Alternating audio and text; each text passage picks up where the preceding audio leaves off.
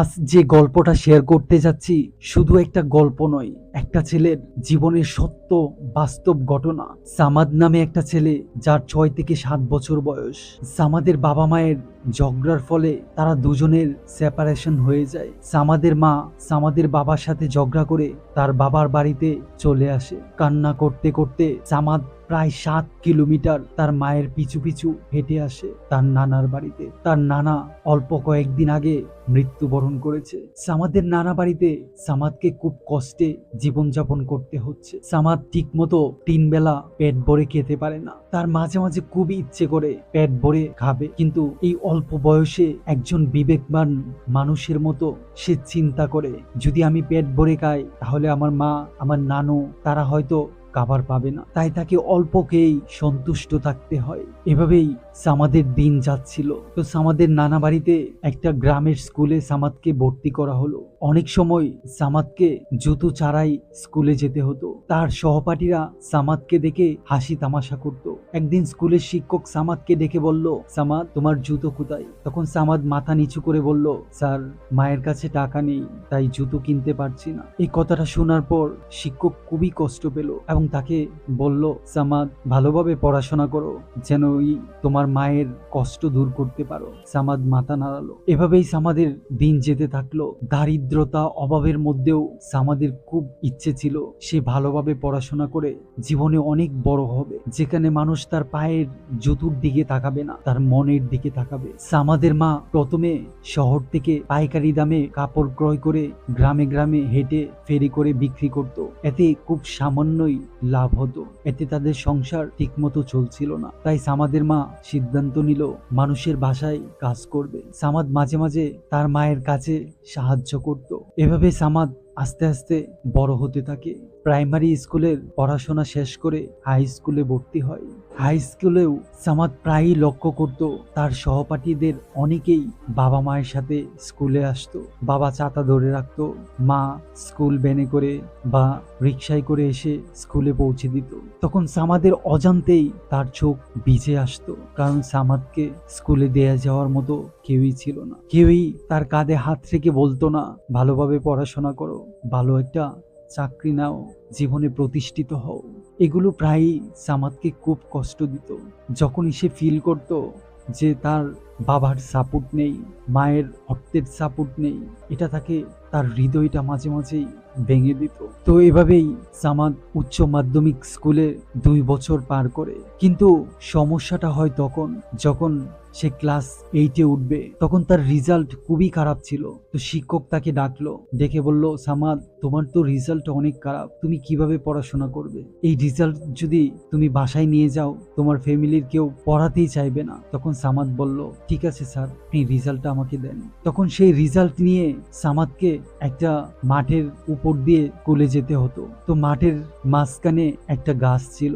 সেই গাছের নিচে বসে সামাদ তার রেজাল্টটাকে ছিঁড়ে টুকরো টুকরো করে আকাশে ছুঁড়ে মারে, আর তার চোখ ভিজে পানি পড়ছিল। সে নিজেকে বলল, হায় রে পড়াশোনা, সবার জীবনে হয়তো পড়াশোনা হয় না। সামাদকে তার মা একজন মহিলার কাছে পড়তে দিয়েছিল, যিনি টাকা নিত না। তিনি সাংসারিক কাজ করে একটু সময় পেলে হয়তো সামাদকে একটু দেখিয়ে দিত, কিন্তু তেমন গুরুত্ব সহকারে পড়তে পারতো না। তাই সামাদ ইংরেজি এবং অঙ্কে খুবই দুর্বল ছিল।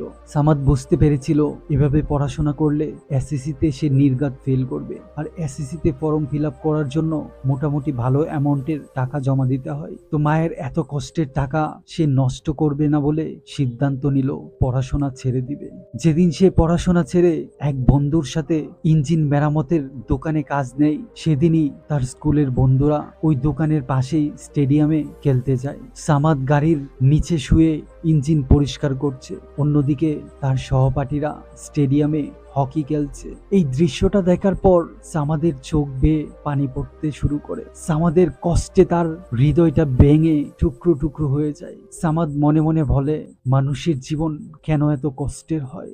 এভাবে কয়েক বছর যাওয়ার পর সামাদ যেসব বন্ধুদের সাথে চলাফেরা করত, তাদের সবাই ধূমপানে আসক্ত ছিল। ইভেন অনেকেই গাঁজা, হিরোইন, ইয়াবা এগুলো সেবন করত। কিন্তু সামাদ কখনো সিগারেটের ধারে কাছেও যেত না। তাদের সাথে ঠিকই চলাফেরা করত, করত, কিন্তু সে কখনো এগুলো হাতে নিত না। তো গ্রামের একটা দোকানদার ছিল যিনি মোটামুটি শিক্ষিত ছিল। তার এই দোকানে বসে সামাদের সহপাঠীরা স্মোক করত। তো এই দোকানদার সামাদকে দেখে বলল, তুমি তো ওদের সাথে চলাফেরা করো, কিন্তু তুমি তো ধূমপান করো না, তাহলে ওদের সাথে কেন চলাফেরা করো? তখন সামাদ তার ঘটনা খুলে বলল, সে চেয়েছিল জীবনে পড়াশোনা করে অনেক বড় হবে, কিন্তু তার এই সমস্যাগুলো, সে ইংরেজিতে এবং অঙ্কে অনেক দুর্বল বলে পড়াশোনা ছেড়ে দেয়, আর এইসব বন্ধুদের সাথে কাজে যায় এবং কাজ থেকে ফিরে যে সময় পায় সেটাই তাদের সাথে ঘোরাফেরা করে। তখন এই জ্ঞানী মুরব্বী ব্যক্তি বলল, তুমি ওদের সাথে চলাফেরা কমিয়ে দাও, তুমি প্রতিদিন সকালে আমার কাছে আসবে, আমি তোমাকে ইংরেজি শিখাবো, অঙ্ক শিখাবো।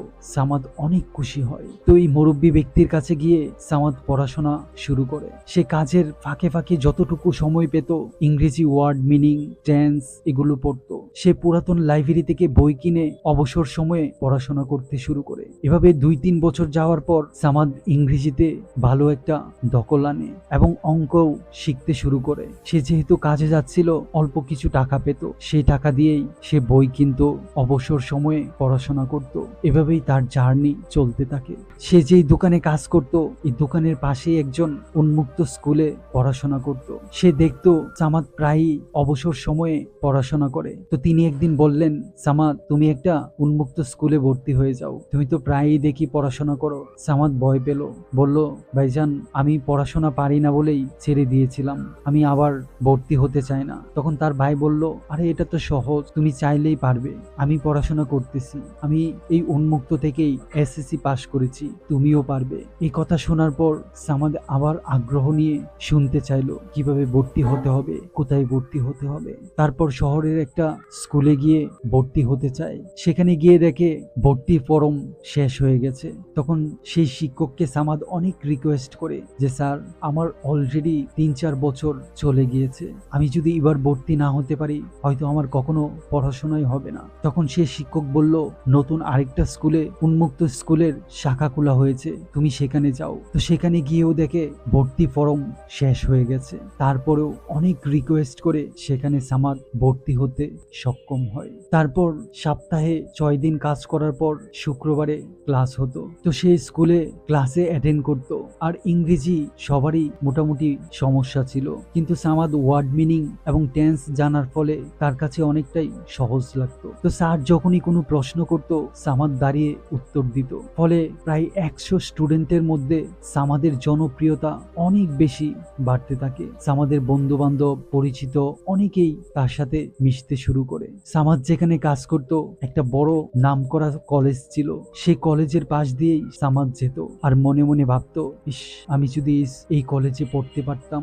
সামাদ দেখতো ক্যাম্পাসে ছেলেমেয়েরা একসাথে বসে বই পড়ছে, গল্প করছে, হাসি আনন্দ আড্ডা দিচ্ছে, এগুলো সামাদের খুব ভালো লাগতো। তো সামাদ ফার্স্ট সেমিস্টার ভালোভাবেই উত্তীর্ণ হয়। পরবর্তীতে একজন তাকে বলে, তুমি যে মানের স্টুডেন্ট সে অনুযায়ী তোমার রেজাল্ট তেমন ভালো হয়নি, তুমি আরো ভালো রেজাল্ট করো। কিন্তু সামাদ জানেই না যে ভালো রেজাল্ট করলে কি লাভ হবে। সে মনে করেছে সে পাশ করতে পারলেই তো হলো। কিন্তু একদিন তার এক বন্ধু বলল, তুমি যদি ভালো গ্রেড পাও, ভালো একটা কলেজে চান্স পাবে, আর ভালো কলেজে পড়তে পারলেই ভালো একটা পাবলিক বিশ্ববিদ্যালয়ে চান্স পাবে। তখন সে সিদ্ধান্ত নিল সে কাজ থেকে পরীক্ষার আগে 1 মাসের জন্য ছুটি নিবে। ফাইনাল সেমিস্টারে সে কাজ হতে 1 মাসের ছুটি নেয়, একটা ভালো রেজাল্ট করে। তারপর যে পয়েন্ট হয় সেই পয়েন্ট দিয়ে তার স্বপ্নের কলেজে ভর্তি হবে বলে সিদ্ধান্ত নেয়। সেই কলেজে ভর্তি হওয়ার জন্য তার পয়েন্ট যথেষ্ট ছিল না, কিন্তু সে ভিতর থেকে চাইতো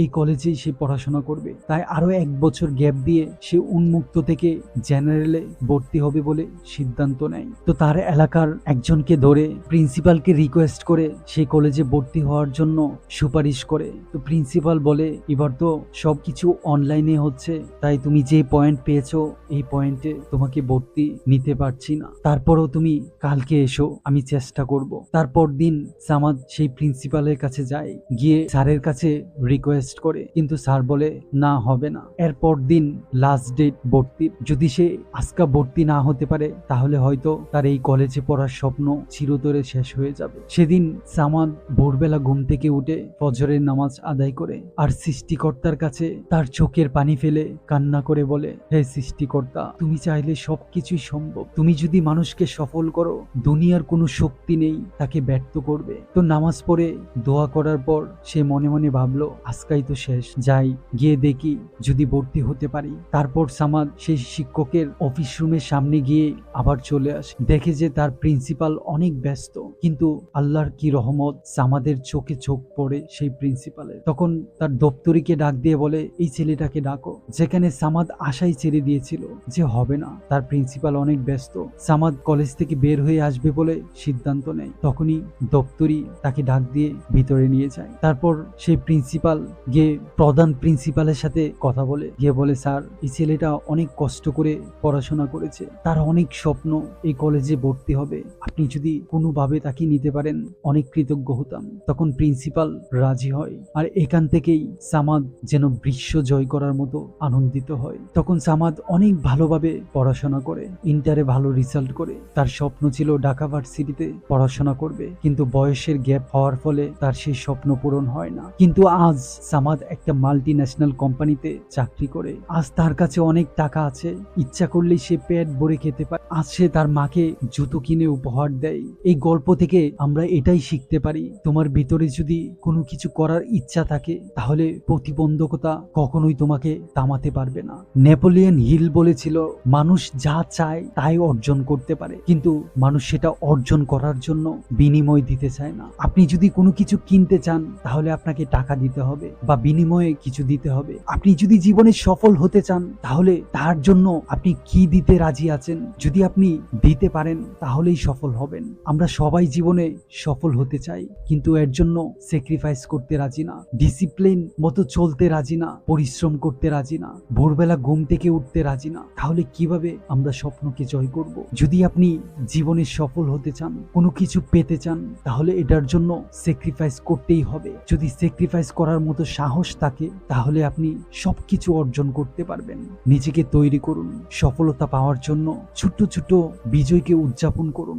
মানুষের জীবন আচমকা বদলে যায় না, এর জন্য ছোট ছোট কাজ, ছোট ছোট ডিসিশন, এগুলোই মানুষের জীবনে বড় পরিবর্তন আনে। যদি এই বাস্তব ঘটনা থেকে কিছু শিখতে পারেন তাহলে এটি অন্যদের সাথে শেয়ার করে তাদের জীবন বদলাতে একটু হলেও অবদান রাখতে পারেন। ভালো থাকেন। আসসালামু আলাইকুম।